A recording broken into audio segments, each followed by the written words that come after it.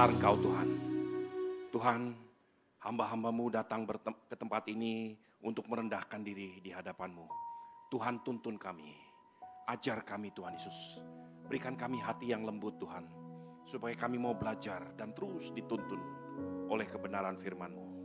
Terima kasih Bapa, berikan hamba-Mu ini bahasa yang sederhana Tuhan, untuk menyampaikan isi hati-Mu, supaya semua yang kami terima hari ini boleh menjadi berkat dan boleh menjadi pedoman untuk langkah kami selanjutnya. Terima kasih Bapak, terima kasih. Dalam nama Tuhan Yesus Kristus, semua yang percaya dan siap diberkati Tuhan sama-sama katakan amin, amin. Shalom, silakan duduk saudara. Saudara, hari-hari ini, beberapa hari ini, keadaan dunia tidak baik-baik saja sebetulnya. Ya, mungkin saudara juga tahu, dan beberapa kali ada beberapa orang, termasuk Pak Purba udah 2 kali bicara, bertanya kepada saya tentang hal ini. Mungkin saya akan singgung sedikit dan kemudian kita akan lihat, kita akan meneruskan perenungan kita dari firman Tuhan dari Ulangan 27. Saudaraku, sebelumnya saya ingin ajak saudara untuk melihat dulu kitab Yesaya. Yesaya 24, perhatikan ayat yang keempat dan kelima. Yesaya 24 ayat yang keempat dan kelima, silakan. Yesaya pasal 24 ayat yang keempat sampai ayat yang kelima, demikian firman Tuhan. Bumi berkabung dan layu, ya dunia merana dan layu, langit dan bumi merana bersama. Bumi cemar karena penduduknya, sebab mereka melanggar undang-undang, mengubah ketetapan, dan mengingkari perjanjian abadi. Amin. Saudaraku, apa yang dikatakan oleh Yesaya di Yesaya 24 ini, inilah gambaran yang persis terjadi hari-hari ini. Kalau saudara melihat perekonomian dunia, hari ini selama hampir 1 minggu, pasar bursa saham Indonesia adalah satu-satunya yang warnanya biru. Semuanya anjlok. Tadi pagi dibuka, begitu dibuka langsung drop 9,1%. Dan terpaksa automatic halt terjadi, ditutup dengan turun 8%. Nah, saudaraku, saya ingin cerita sedikit tentang apa yang terjadi. Mungkin saudara juga tahu, tapi saya ingin coba memberikan saudara pandangan apa yang sebetulnya sedang terjadi di geopolitical dan terutama di dunia ekonomi, supaya kita bukan cuma tahu berita tentang Ridwan Kamil punya simpanan si A dan sebagainya. Coba kita lihat yang lain lagi, ya. Nah, saudaraku, saudara mungkin mendengar beberapa hari yang lalu Presiden Amerika Donald Trump secara sepihak membatalkan semua perjanjian yang bahkan dia sendiri pernah tanda tangani, yaitu perjanjian Free Trade Agreement. Tahun 2018 ada yang namanya NAFTA. 2013 ada yang namanya NAFTA, North America Free Trade Agreement. Itu antara Amerika, Kanada, dan Meksiko. Ditandatangani oleh Bill Clinton pada waktu itu. Kemudian diperbaharui 2018 oleh Donald Trump sendiri. Pada waktu dia periode yang pertamanya, itu diubah namanya menjadi USMCA, United States Mexico Canada Agreement.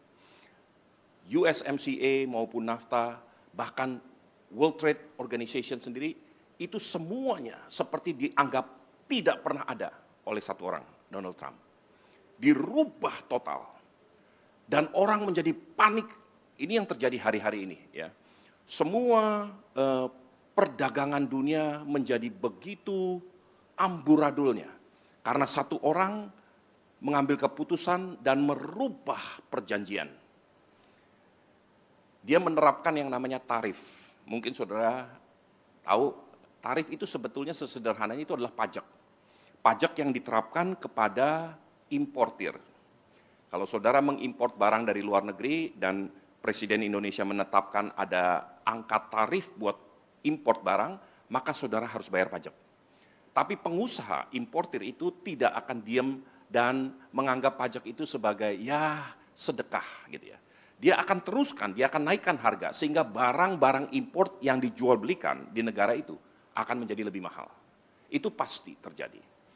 Nah, saudaraku, inilah yang terjadi sehingga kacau balau. Nah, saya ingin ajak saudara untuk melihat dari kacamata yang netral. Ya. Berhari-hari saya pikirkan, ini orang apa latar belakang dia melakukan ini. Ada satu cuplikan video mungkin setengah menit, coba tampilkan sebentar, silakan.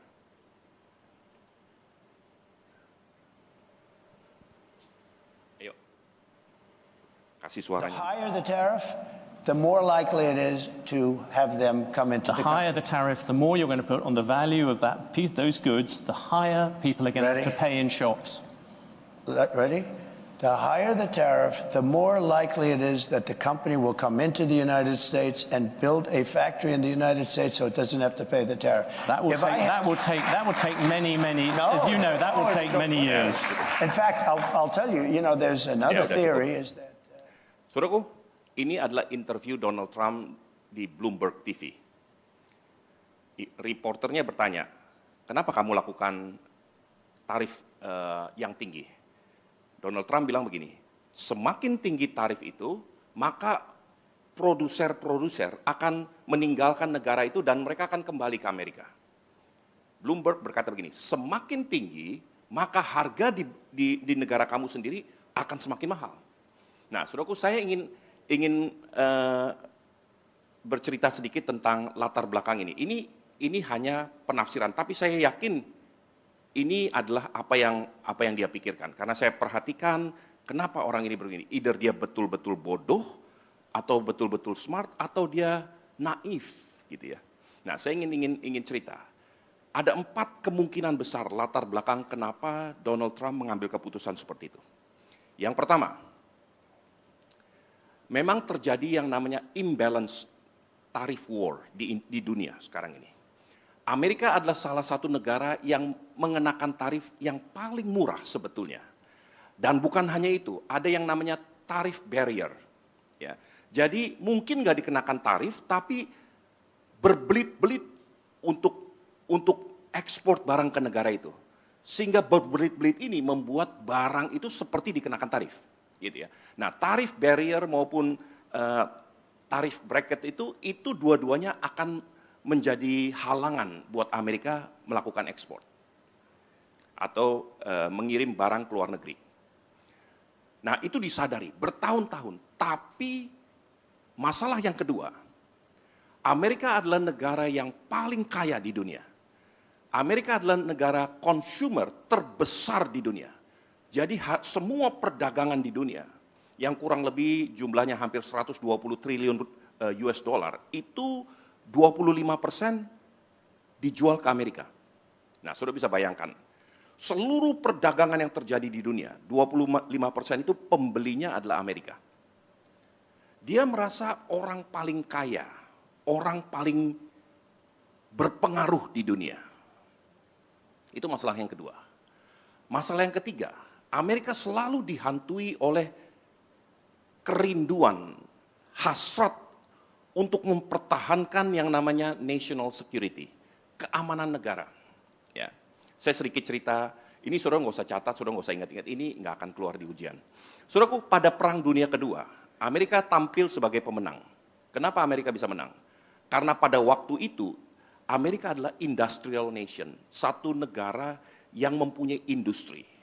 Semua industri yang ada di Amerika dipaksa pada waktu Perang Dunia Kedua untuk mengarahkan atau diperintah oleh presiden untuk jangan bikin mobil, ganti untuk bikin tank, ganti untuk bikin mesin perang dan sebagainya. Semua bisa diatur demi national security, demi keamanan negara. Nah, Amerika berpikir kalau sampai terjadi Perang Dunia Ketiga, yang akan menang adalah industrial nation. Berdasarkan pengalaman Perang Dunia Kedua. Ini hal yang ketiga. Latar belakangnya keempat, Amerika adalah negara yang punya hutang terlalu besar.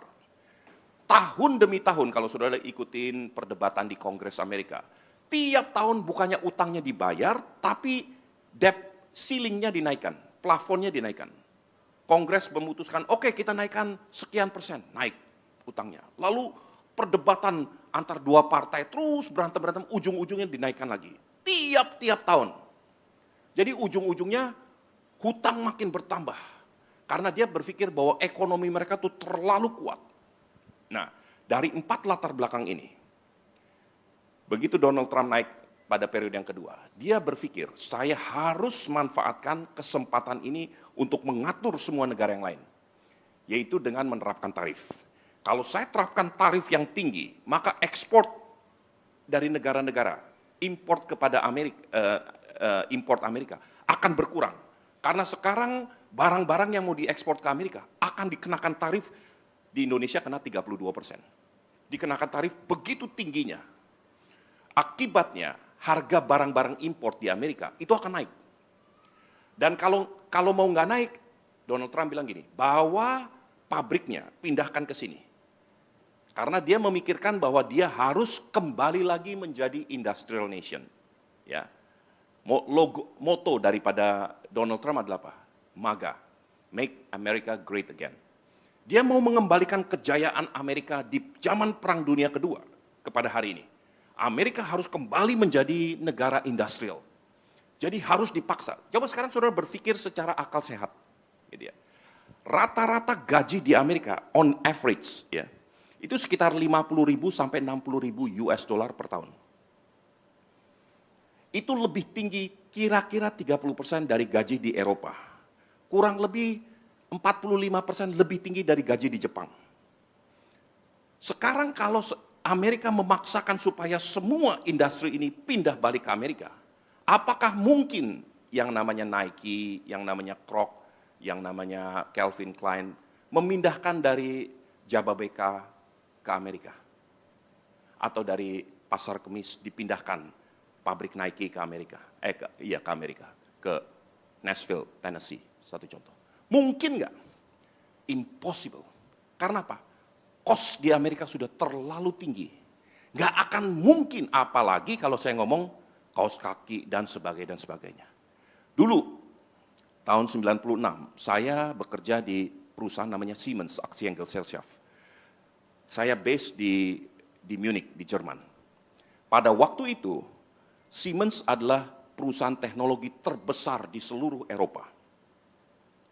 Di apartemen saya, kami masih pakai yang namanya toaster. Toaster itu buat bikin roti. Buat bikin roti, mereknya Siemens. Ada mesin kopi, coffee machine, itu mereknya Siemens. Dulu masih ada, sekarang Mas Pion pun udah nggak bikin. Coba bisa bayangin.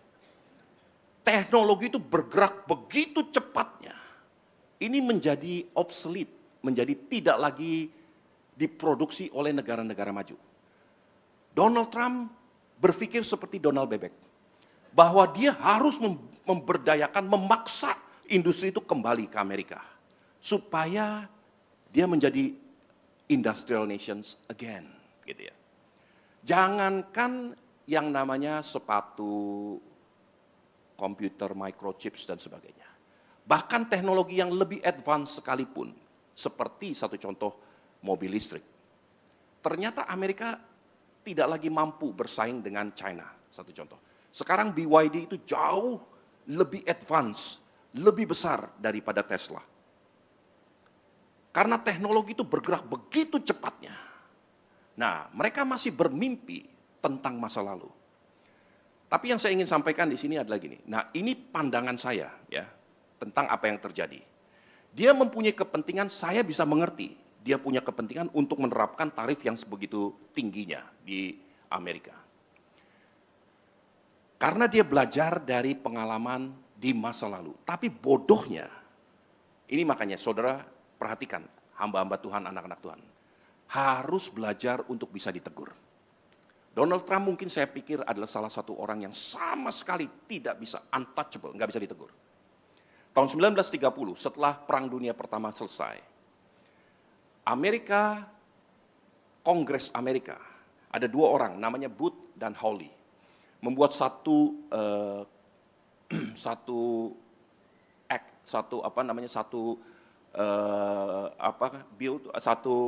keputusan gitu ya, satu ketetapan disebut Booth-Hawley Trading Act tahun 1930. Booth Hawley Trading Act ini menjelaskan bahwa Amerika diberikan wewenang untuk menaikkan tarif sedemikian tingginya karena untuk melindungi produser-produser dalam negeri, gitu ya. Sudah tahu, untuk tujuannya melindungi ekonomi Amerika. Akibatnya, 1 tahun kemudian terjadi yang namanya Great Depression. Itu adalah Great Depression terbesar sepanjang sejarah. Semua negara berlomba-lomba untuk membalas Amerika dengan tarif balasan. Akibatnya berantakan total ekonomi, tatanan ekonomi dunia. Setelah tatanan ekonomi dunia ini berantakan, lalu Amerika sendiri mengatakan begini, oke, sekarang kita atur deh. Kita buat yang namanya World Trade Organization, WTO. WTO mulai diatur, semua harus ikuti aturan mainnya. Kemudian di antara Amerika di Amerika Utara, yaitu Amerika, Kanada, dan Meksiko, mereka membuat yang namanya NAFTA. Kemudian diperbaharui menjadi USMCA. Perjanjian demi perjanjian, kesepakatan demi kesepakatan dibuat, diatur, supaya orang nggak sembarangan membuat ketetapan sendiri-sendiri, gitu ya. Nah, saudaraku, saya ingin sekali lagi membacakan apa yang tadi Yesaya 24 ayat yang keempat dan kelima katakan. Bumi berkabung dan layu, dunia merana dan layu, langit dan bumi merana bersama-sama. Bumi cemar karena penduduknya, sebab mereka melanggar undang-undang, mengubah ketetapan, dan mengingkari perjanjian abadi. Saudaraku, ini kita baca nih, semua kita satu gereja, kita baca ini 2 minggu yang lalu. Kalau saudara ingat, Nolvin memberikan bacaan tiap-tiap hari. Yesaya 24 kurang lebih 2 minggu yang lalu kita baca ini. Pada waktu tadi pagi saya mulai merenungkan kembali apa yang saya ingin sampaikan hari ini. Saya diingatkan kepada apa yang Yesaya katakan, nubuatkan. Saudaraku, saya ingin sampaikan bahwa semua akan hancur ketika orang melanggar ketetapan atau melanggar peraturan, melanggar undang-undang. Nah, bedanya apa yang Donald Trump lakukan saat ini dengan apa yang terjadi tahun 1930 sebelum Great Depression adalah dia selipkan satu pernyataan. Ini hanya untuk memaksa orang negosiasi. Nah, saudara bayangkan ini supaya lebih mudah dimengerti. Seandainya istri saya nggak seperti itu. Seandainya saya nggak suka istri saya itu karena dia terlalu boros gitu ya. Istri saya sama sekali nggak boros. Tapi kalau seandainya saya nggak suka, tiba-tiba untuk menegur dia saya keluarkan surat cerai. Saya bilang, ayo kita cerai. Tujuannya apa? Supaya kamu bertobat. Jangan boros gitu ya. Nah, itu yang dilakukan oleh Donald Trump. Saudara tahu, beberapa ekonomis dunia itu berkata begini, apa yang dilakukan oleh Donald Trump ini irreversible, tidak bisa dikembalikan lagi ke semula. Jadi mulai hari itu, pada waktu dia mengatakan hal itu, sekalipun tarif itu dibatalkan, yang pertama, kepercayaan dunia terhadap Amerika akan surut. Saya berani katakan bahwa the era of US leadership is gone. Kepemimpinan Amerika di dunia itu tidak akan lagi ada. Karena apa? Karena satu ini.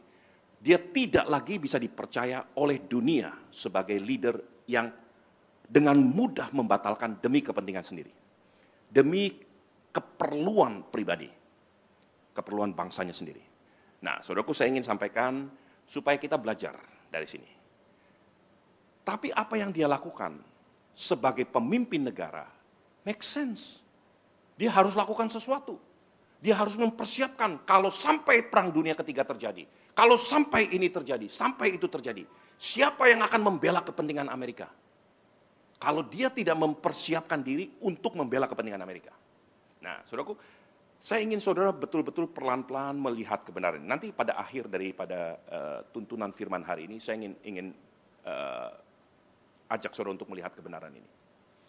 Lalu sekarang saya tinggalkan sebentar, bagaimana dengan Indonesia? Nah, saudara perlu mengerti, Indonesia, dari kita punya GDP, Gross Domestic Product, itu 21% itu kita ekspor. Sekitar 80%, 79% itu dikonsum buat dalam negeri. Jadi sebetulnya Indonesia harusnya nggak terlalu parah. Karena apa? Karena sepahit-pahitnya produser di Indonesia akan bisa menjual 80% dari produknya di Indonesia sendiri. Hanya 20-an% yang harusnya diekspor. Tapi dari tahun ke tahun Indonesia itu mengalami trade surplus. Terus ekspor ke luar negeri itu meningkat. Which is good sebagai negara karena berarti kita menjadi negara yang memproduksi sesuatu. Pada zaman Jokowi, peningkatan trade surplus itu melonjak begitu tingginya. Apalagi setelah dia tetapkan dengan hilirisasi dan sebagainya. Nah, saudaraku, hal ini tentu menjadi PR berat buat presiden yang baru, Presiden Prabowo dan para menterinya. Tadi sore saya mendengar Presiden Prabowo dengan menteri-menterinya dikumpulkan menteri-menteri ekonomi, dan mereka mencetuskan beberapa hal yang saya pikir ini bagus. Jadi seharusnya kalau kita berada di track yang benar, it should be okay. Ada beberapa kebijakan yang akan dibuat supaya jauh lebih efisien dan jauh lebih dipermudah untuk ekspor maupun untuk permit dan sebagainya. Karena ini akan membuat ekonomi makin bergairah. Nah, kalau ini terus terjadi, mungkin 20% itu bisa ditelan sendiri untuk konsumsi dalam negeri. Tapi kalau ini nggak bisa terjadi, maka secara rata-rata semua produser di Indonesia harus memotong keuntungannya 20%. Karena nggak bisa dijual, gitu ya. Nah, dari 20% ini, sebagian besar itu kita ekspor ke Amerika. Saudaraku, ini latar belakang yang saya ingin saudara melihat, ya. Nah, latar belakang ini tatanan dunia yang berubah. Sri Mulyani berkata begini, tidak ada lagi yang namanya rule-based order. Tatanan dunia berdasarkan kesepakatan itu nggak ada lagi. Berdasarkan ketetapan, it's gone. Rule-based order is not existed anymore. It's just gone. Yang ada adalah unilateral based order. Jadi satu bangsa bisa memutuskan apa yang dia mau tanpa memikirkan kesepakatan bersama. Nah, kalau ini terjadi terus-menerus, saudara bisa bayangkan, ini kacau. Begitu Amerika melakukan keputusan sepihak, China langsung membalas dengan keputusan yang sama.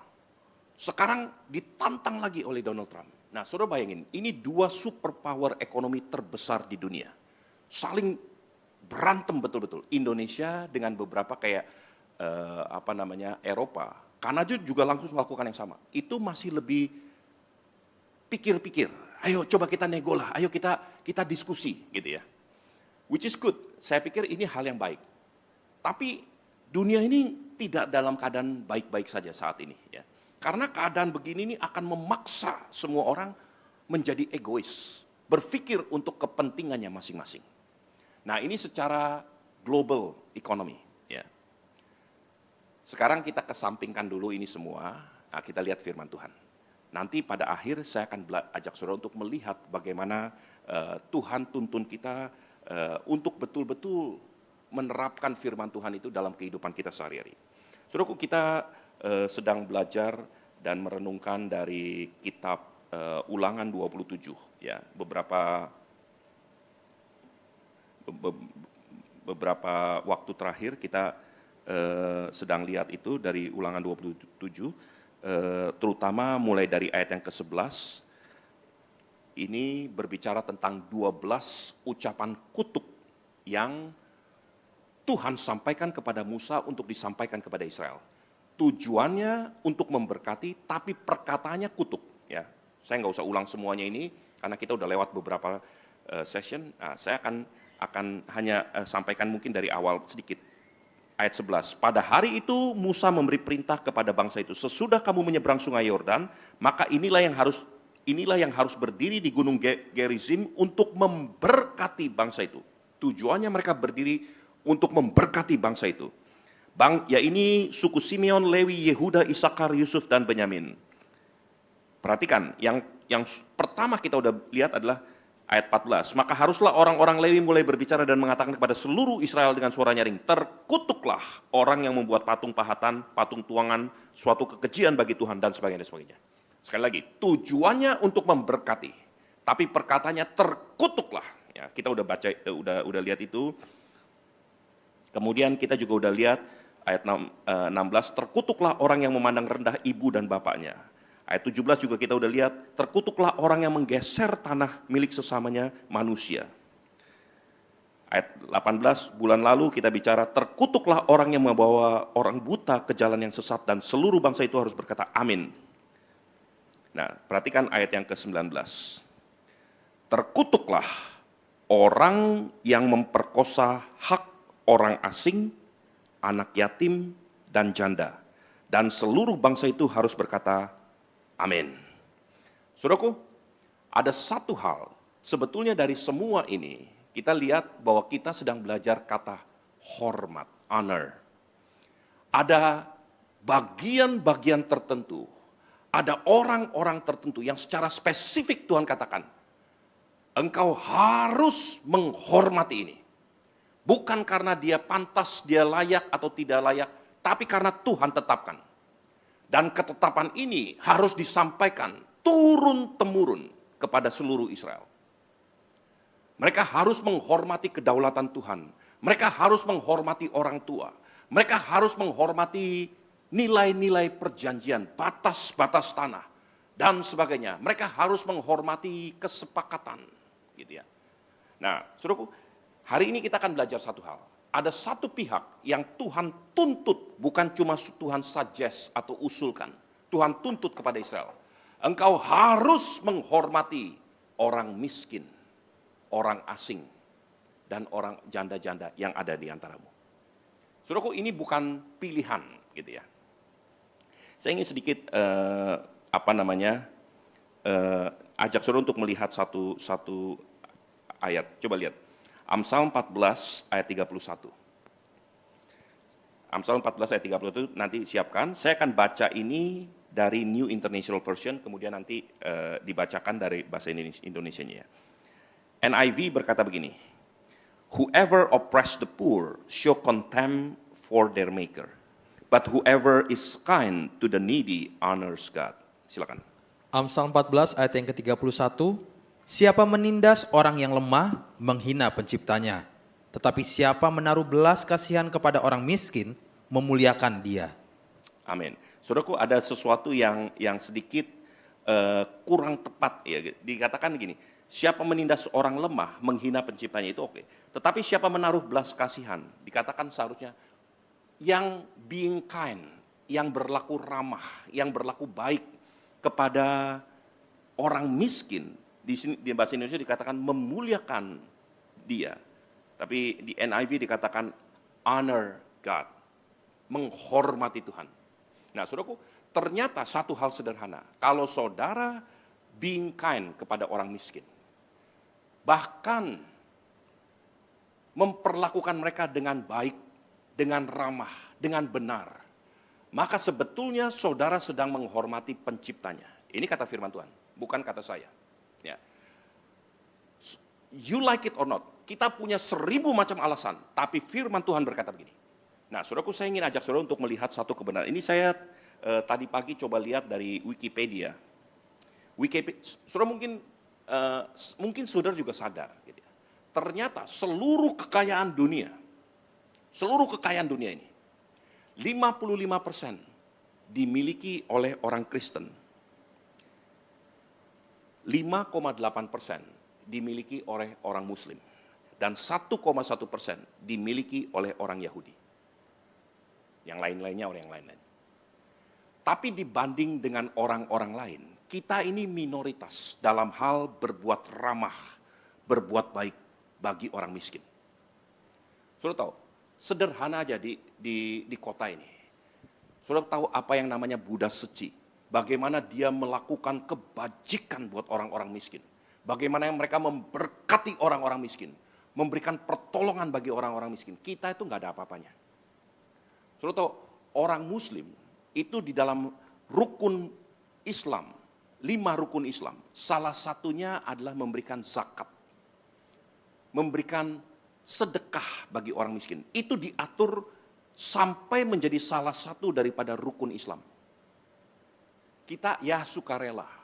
Ayo diakonia, kita bagi diakonia. Persembahan persepuluhan, kadang-kadang saya pun ragu-ragu bicara, atau bukan ragu, sungkan untuk bicara. Karena, aduh nanti orang-orang pelit, orang-orang kikir jadi tersinggung gitu ya. Saudaraku, padahal ini firman Tuhan. Nah, saudara harus melihat ini. Tuhan katakan kepada Musa, sampaikan kepada Israel, bahwa ada satu hukum yang harus mereka pegang. Kalau mereka mau menghormati aku, kata Tuhan, hormati orang miskin, hormati janda-janda, hormati orang-orang asing yang ada di sekitarmu. Nah, saudaraku, ini satu hal yang mungkin kita merasa sesuatu yang ya kita tahu, tapi mungkin nggak benar-benar nempel di hati nurani kita. Di Bet Shalom, di tembok paling depan, ada satu ayat dari Matius 25 yang berkata, ketika aku lapar, kamu memberi aku minum. Ketika aku haus, aku lapar, kau memberi aku makan. Ketika aku telanjang, kau memberi aku pakaian. Ketika aku di penjara, kau mengunjungi aku. Saudaraku, ini adalah perkataan Tuhan kepada orang di akhir zaman. Mereka tanya, kapan kami melihat engkau telanjang? Kapan kami melihat engkau haus, engkau lapar?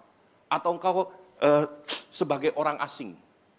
Tuhan menempatkan dirinya seperti salah satu dari mereka ini. Dia katakan, ketika aku lapar, apa yang kau lakukan kepada orang-orang miskin yang paling lapar itu, engkau telah lakukannya bagiku. Saudaraku, Tuhan menempatkan, mendegradasikan dirinya sejajar dengan itu. Kalau saudara lihat ya, di dalam Yesaya 57, Tuhan berkata gini, aku bersemayam di tempat-tempat tinggi, tapi aku juga berada di tempat-tempat di mana orang yang remuk dan rendah hati. Orang-orang yang dipandang rendah oleh dunia. Saudaraku, kita pikir Tuhan hanya ada di gereja. Oh, dalam persekutuan, dalam rumah Tuhan, pasti ada Tuhan. Tapi di kolong jembatan gak ada Tuhan. Di rumah-rumah orang miskin gak ada Tuhan. Tuhan katakan, aku memang bersemayam di tempat-tempat tinggi.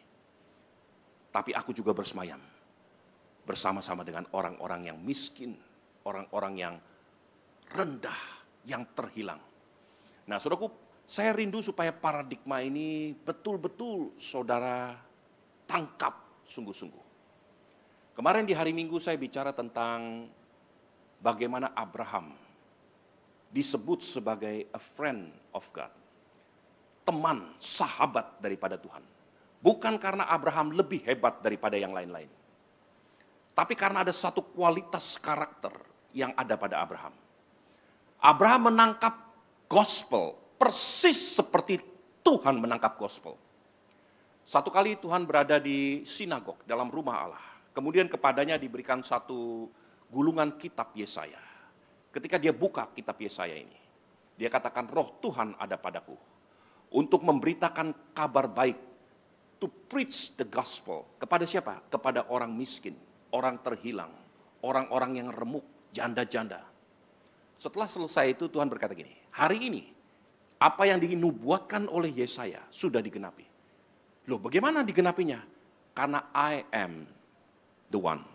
I am the gospel. Tuhanlah kabar baik itu. Bagi siapa kabar baik itu? Bagi orang miskin, orang-orang yang terhilang. Ini perkataan Kristus sendiri. Abraham di dalam Galatia 3 ayat yang ke-8. Dia pertama-tama menerima Injil supaya olehnya bangsa-bangsa diberkati.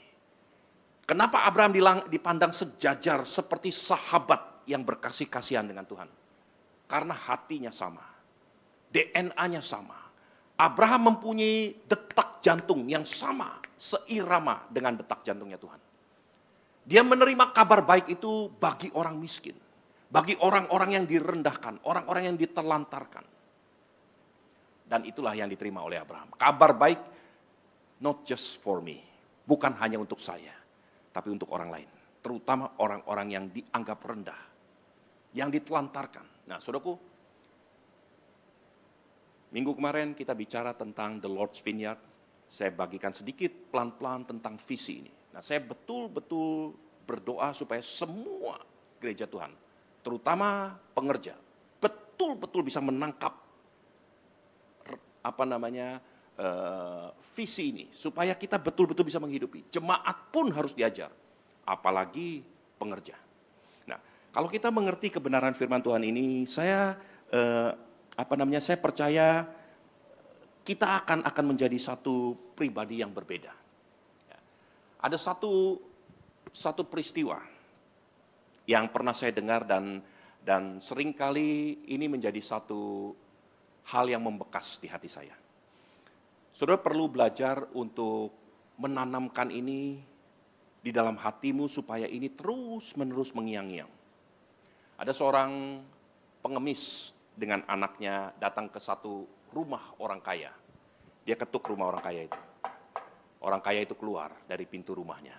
Dia katakan, "Bapak, Tuan, berikan kami sedikit upah, sedikit sedekah, supaya aku bisa beli makanan." Orang kaya itu buang ludah, dia katakan, "Kenapa saya harus memberi uang kepada kamu? Saya bekerja sekuat tenaga. Kalau kamu mau perlu uang, kamu bekerja." Nggak salah yang dia katakan. "Oke, baik, saya mau cari kerjaan. Tapi tolong berikan kami sedikit makanan, supaya anak saya yang masih kecil ini, begitu laparnya dia bisa makan." "Kenapa saya harus berikan makanan kepada kamu? Anak-anak saya sendiri juga perlu makan." "Oke, kalau begitu minimal berikan saya segelas susu atau air putih supaya anak saya bisa minum dan ada isi di perutnya." "Tidak bisa saya berikan kepada kamu. Semua itu dibutuhkan untuk orang-orang yang ada dalam rumah ini." Semuanya ditolak. Pengemis itu berkata, "Oke, kalau gitu izinkan saya mengambil sampah dari tempat sampahmu." "Oh, silakan, ambil aja." Dia pergi ke tempat sampah. Terus orang kaya ini berkata gini, "Saya mau tanya, kenapa kamu cari sampah? Ngapain kamu mau ngambil sampah?" Orang miskin ini berkata, "Supaya kamu tahu, seumur hidupmu yang kamu serahkan hanyalah sampah." Saudaraku, satu kali orang-orang kaya di tempat ini, saya ingin sampaikan, orang-orang yang merasa cukup semuanya. Sebetulnya kita semua ini cukup, tapi kadang-kadang satu rasa rakus di kita membuat kita itu begitu pelitnya terhadap orang lain. Sebetulnya yang kita serahkan kepada mereka hanya sampah. So that you know, supaya engkau tahu bahwa selama ini yang kau berikan kepada tetanggamu, kepada sesamamu manusia hanyalah sampah. Saudaraku, kalau itu terjadi, kalau satu kali kita berdiri di hadapan Tuhan dan Tuhan berkata, "Stephen, what have you done? What have you done for me?" Kamu udah beri apa buat saya? Just a piece of garbage. Hanya sampah, hanya dirt. Kalau itu yang terjadi, saudaraku, saudara mau nangis garung-garung, gak ada gunanya. It's way too late. Hari ini hamba-hamba Tuhan saya ingin sampaikan. Pulang saudara ingat-ingat. Mungkin orang miskin itu pernah datang dalam mimpimu. Pernah datang dalam hidupmu. Atau satu kali akan datang dalam hidupmu. Atau minimal hari ini saya bicara sebagai hamba Tuhan. Supaya saudara mengerti, jangan sampai hidupmu hanya sekedar menabur sampah bagi mereka. Saudaraku, supaya kita belajar mengerti kebenaran firman Tuhan ini. Saudara, satu kali Tuhan berkata di dalam tadi Yesaya 57, "Roh Tuhan ada padaku untuk mengurapi aku." Supaya apa? Supaya aku memberikan kabar baik bagi orang miskin, orang terlantar, orang-orang yang terhilang. Satu hal, sebagai satu peneguhan, sebagai satu tanda, apakah saya orang yang diurapi Tuhan? Satu perkara, sesederhana ini, kalau hidupmu adalah kabar baik buat orang miskin, kamu adalah orang yang diurapi Tuhan. Jadi orang yang diurapi Tuhan bukan karena bahasa lidahnya tralala tralili, atau karena pandai berkhotbah, atau karena begini atau begitu. Tuhan Yesus sendiri berkata, "Roh Tuhan ada padaku." Supaya apa?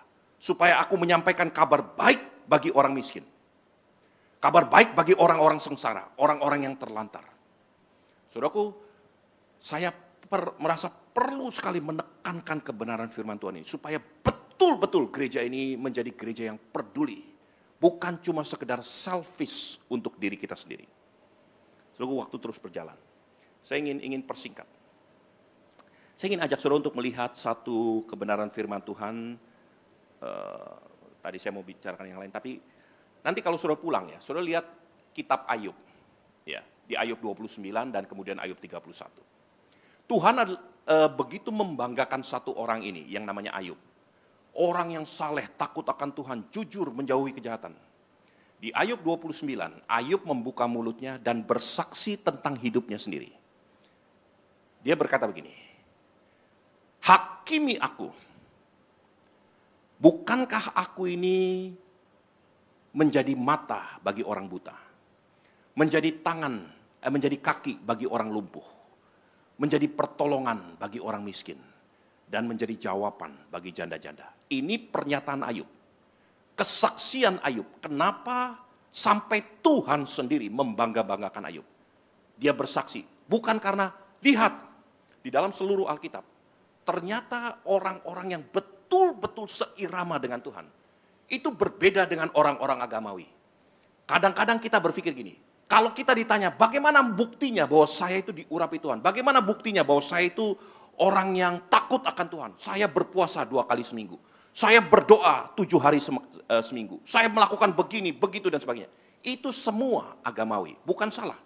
Tapi nggak ada, itu bukan ukuran sama sekali dari bagaimana manusia hidup takut akan Tuhan. Ayub disebut takut akan Tuhan. Dia bersaksi di dalam Ayub 29. Karena aku menjadi jawaban bagi orang miskin. Aku menjadi the father of the fatherless. Menjadi bapa bagi anak-anak yatim. Aku menjadi mata bagi orang buta. Aku menjadi kaki bagi orang timpang. Dan jawaban bagi janda-janda. Kemudian di Ayub 31. Ini satu hal yang sangat ekstrim. Saudara pernah mendengar firman Tuhan gini. Berkata gini, kalau matamu menyesatkanmu, cungkil matamu. Kalau tanganmu menyesatkanmu, potong tanganmu. Pernah nggak kita berpikir seperti itu? Ini yang berkata firman Tuhan, saudara.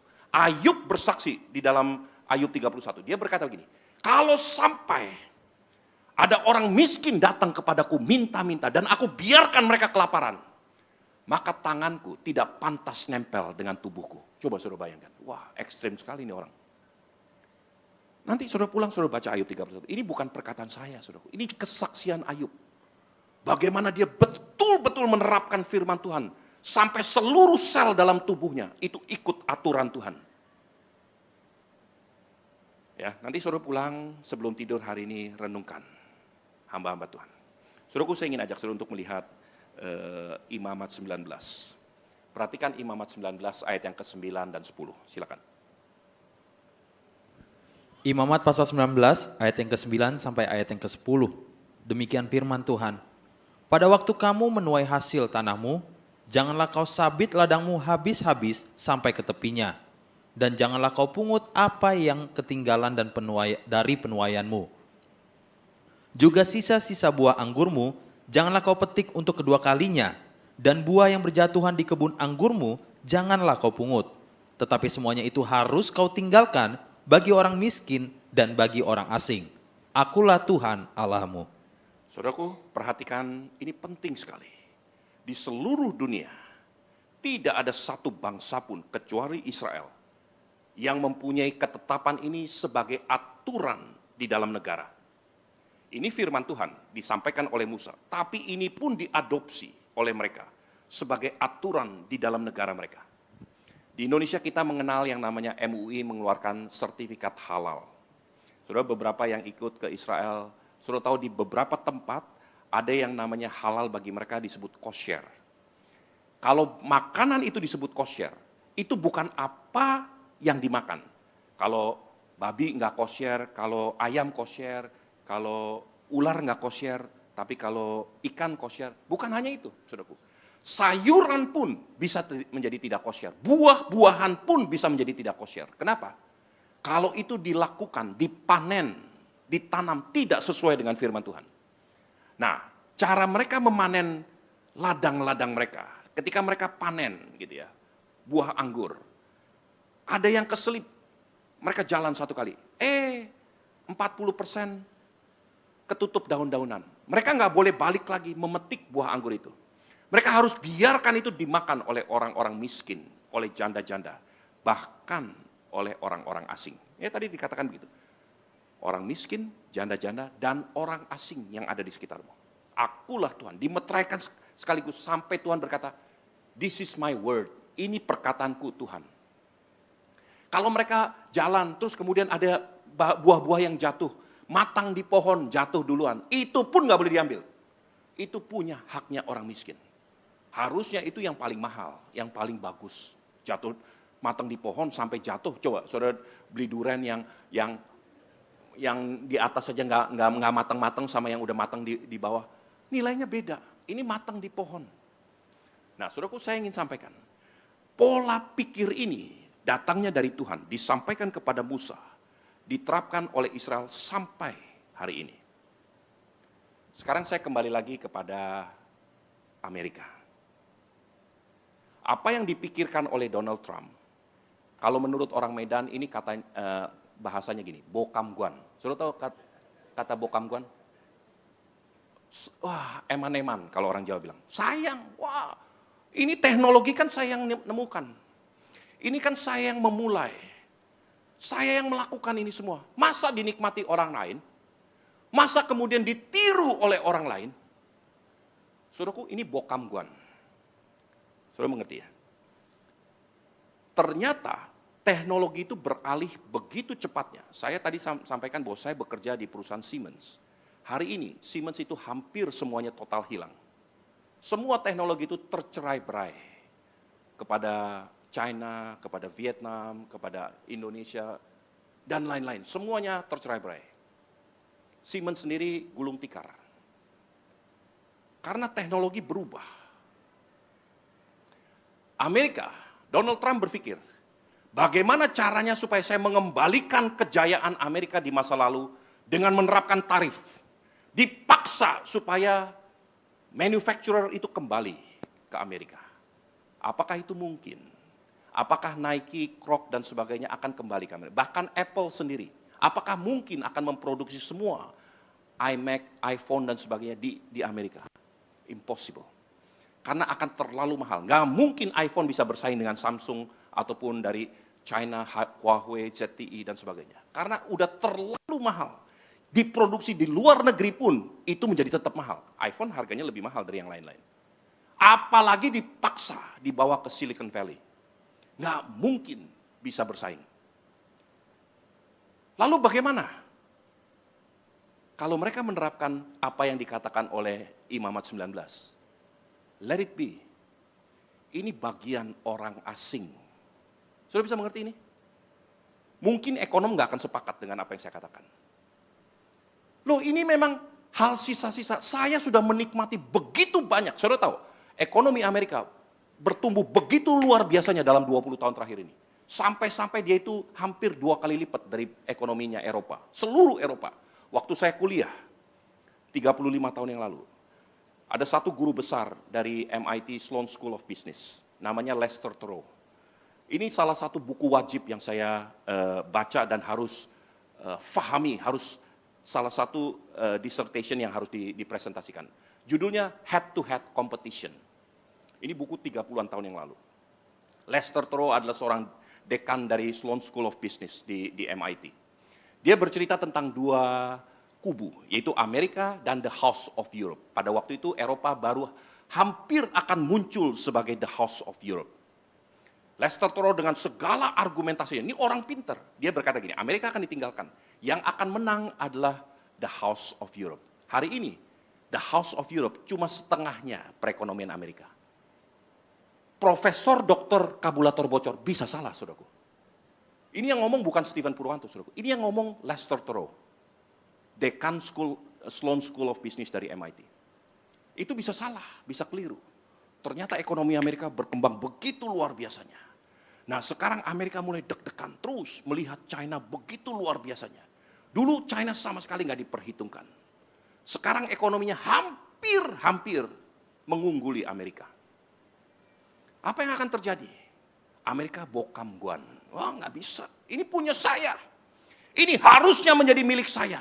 Ini diciptakan oleh leluhur saya.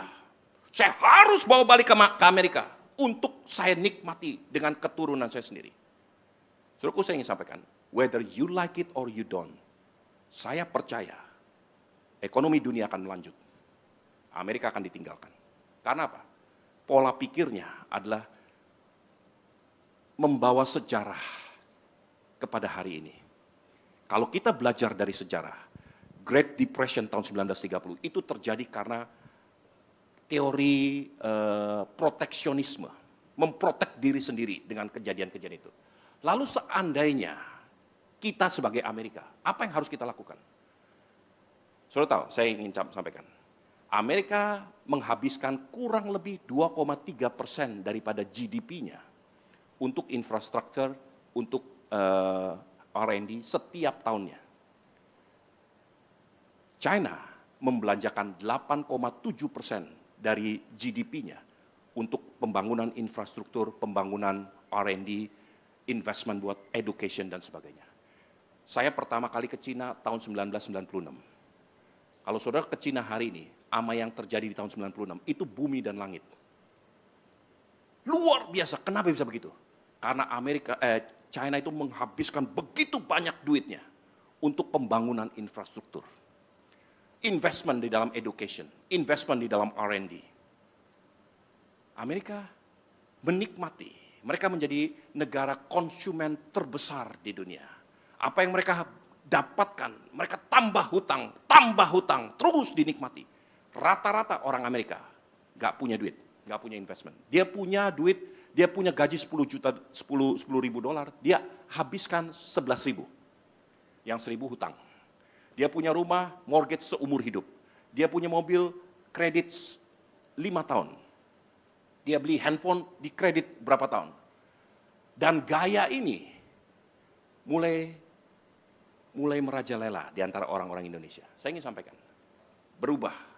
Nah, sekarang kembali lagi apa yang dikatakan oleh Musa kepada Israel. Dia katakan, kalau kamu memanen hasil panenmu, jangan ingat-ingat yang sudah kamu lewati. Biarkan, itu menjadi bagian orang miskin. Itu menjadi bagian orang asing. Lalu dengan apa yang ada, Tuhan katakan, bawa ke rumah Tuhan. Mengucap syukur pada hari Sabat. Lalu kemudian pada hari setelah hari Sabat itu lewat, waktu kamu harus menanam kembali. Gunakan apa yang ada di tanganmu untuk menabur benih kembali. Nah, saudaraku, ini yang lupa dilakukan. Harusnya teknologi itu pasti akan ketinggalan, pasti akan kadaluarsa. Pasti nggak akan masuk akal untuk memproduksi sesuatu di Amerika lagi. Karena apa? Karena gaji udah terlalu tinggi. Kecuali mereka memproduksi sesuatu yang nggak bisa diproduksi di negara lain. Invest dalam teknologi yang terbaru.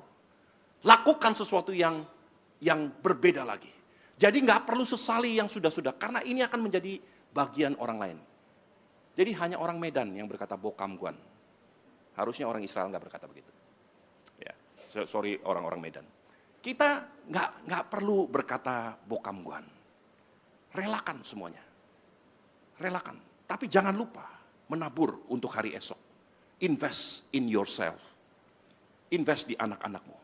Saudaraku, ini yang saya lihat sedikit harus dirubah. Saya bersyukur bahwa presiden kita menangkap kebenaran ini. Dia mulai memperbaharui beberapa mekanisme daripada ini, karena waktunya sangat terbatas. Tapi kalau saudara ikuti apa yang dikatakan oleh Presiden Prabowo dan Sri Mulyani terutama hari ini, saudara akan melihat bagaimana minimal saya percaya we are on the right track. Mungkin nggak akan gampang. Siapapun presidennya nggak akan gampang menghadapi ini. Tapi at least we are okay. I think we have a chance untuk bisa mengatasi semua ini.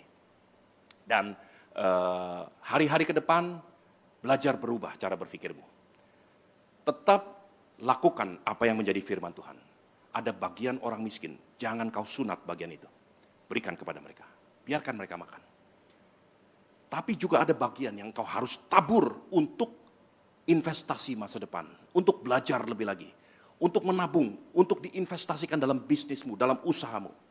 Kalau semuanya dipakai untuk foya-foya, kapan kita makan-makan, kapan kita jalan-jalan. Ini semua orang-orang yang calon-calon orang miskin. Ya. Nah, Berubah cara berpikirmu. Mulai hari ini, jangan lagi menyalahkan orang lain. Ini gaya anak kecil. Oh, ini gara-gara ini, gara-gara ini, gara-gara ini. Berubah. Take responsibility on your own. Ini tanggung jawab saya untuk menentukan apa yang ke depan. Nah, firman Tuhan katakan gini, kalau engkau mau menghormati aku, hormati orang-orang miskin. Hormati orang-orang terlantar. Bahkan orang-orang asing yang ada di sekitarmu. Nah, kalau ini kita lakukan sebagai gereja, saya percaya apapun yang terjadi, you will be okay. Kemarin minggu kita belajar bahwa jalan orang benar seperti cahaya fajar, kian lama kian terang, sampai rembang tengah hari. Setelah rembang tengah hari mulai merosot gimana? Mazmur 112, dari dalam gelap akan timbul terang. Karena Tuhan berperkara dengan orang-orang yang punya mental seperti ini, punya karakter seperti ini. Nah, saya rindu supaya semua kita di tempat ini memiliki karakter yang benar untuk hormat kemuliaan nama Tuhan. Amin. Mari tundukkan kepala. Tuhan, terima kasih. Hamba-Mu berhenti berkata-kata, Tuhan tolong setiap kami untuk betul-betul mengerti akan isi hati-Mu.